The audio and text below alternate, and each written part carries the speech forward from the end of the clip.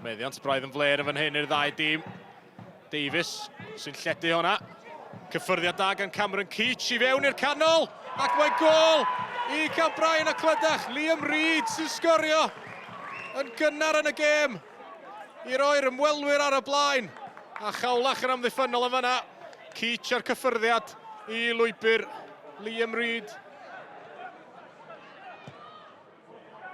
A'r bas yna ymlaen rwan at Josh Graham i'r Barri i lawr y chwith. Graham yn torri mewn ar ei droed dde. Graham dal y chwilio am ergyd.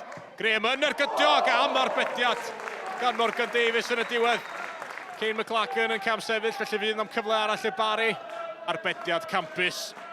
Chris Hugh ar y bel at Josh Graham.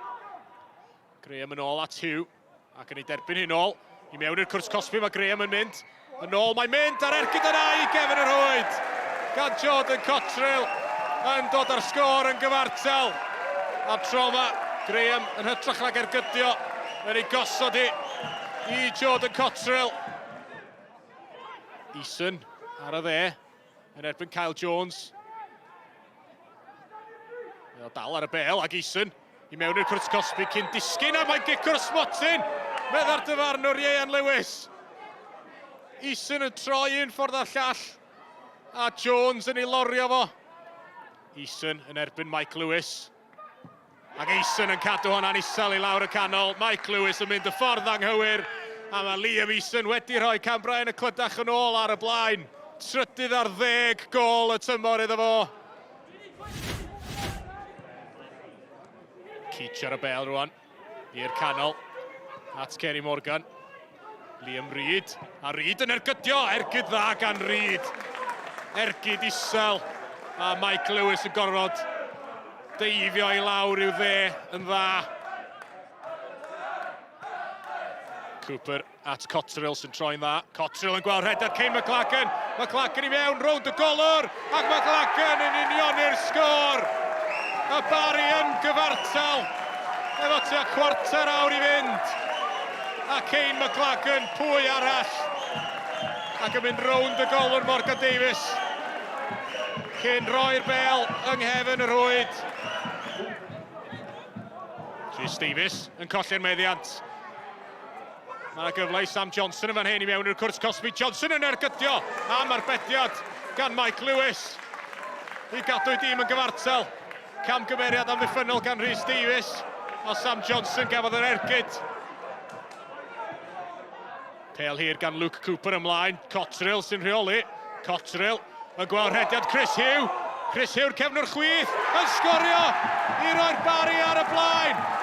Chris Hugh yn sgorio i gol gynta y tymor yma. Ac am ffordd o'i gwneud i.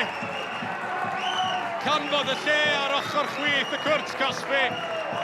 A'i ergyd o'n mynd drwy Morgan Davies yn y gol. Ymlaen ar bel yna i gyfeiriad Graham. Graham yn cyrraedd yn o gynta. Ond Morgan Davies yn arbed. McLachlan ar yr ail gynnig. Ac mae'na bedwaredd i'r Barri. McLachlan bron yn sicr rwan wedi sicrhau'r triphwynt i'r tîm cartra. The bel yn disgyn y garedig i Kane McLachlan. A ffri'r sgoriwr y Barri ddim am fethu o fanno. We know what we're going to get with Cambrian. They've beat some really good teams this season, and the way in which they play is successful, and we did take some time to get going, but like I said, we utilised our whole squad, majority of our players, and made some changes and worked for us in the end. I think we know that we'll create chances. At this level we create 3-4 chances. To be fair, the lads in midfield, the full-backs, the wingers, they always create chances for me, so it's up to me really to score the goals. If I don't score, it's down to me because I get the chances and I know they'll come if I'm patient enough. So it is frustrating at times when they're not coming on a plate all the time, but listen, you just got to stick with it and hope that days like today happen and you get a couple at the end.